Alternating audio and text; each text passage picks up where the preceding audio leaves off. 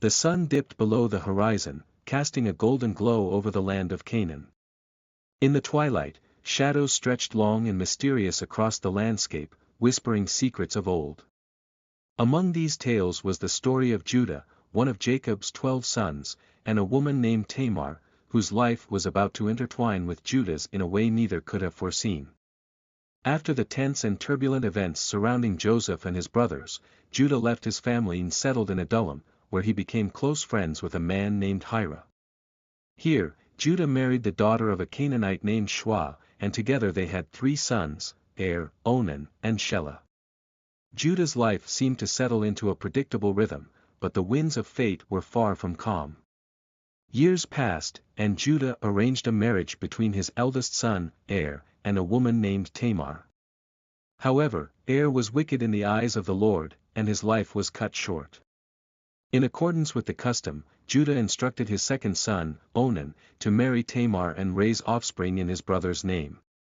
But Onan, unwilling to produce offspring that wouldn't bear his name, committed a grave sin by spilling his seed on the ground.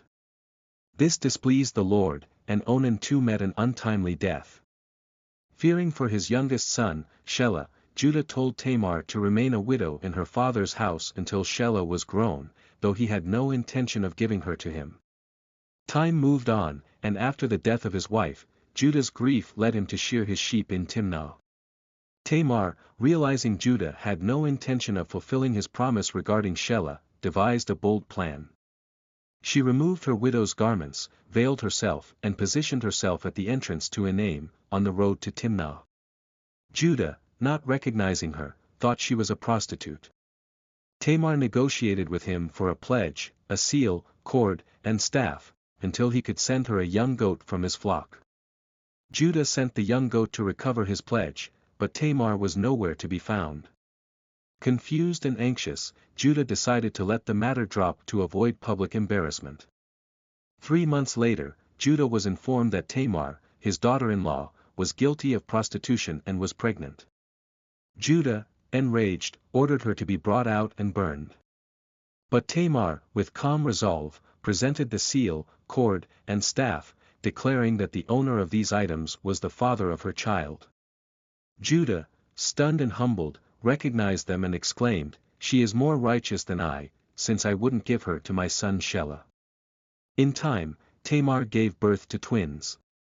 During her labor, one of the twins reached out his hand, and the midwife tied a scarlet thread around it, saying, "This one came out first." However, the child pulled back his hand, and his brother emerged first. They named him Perez. Afterward, his brother with the scarlet thread came out and was named Zerah.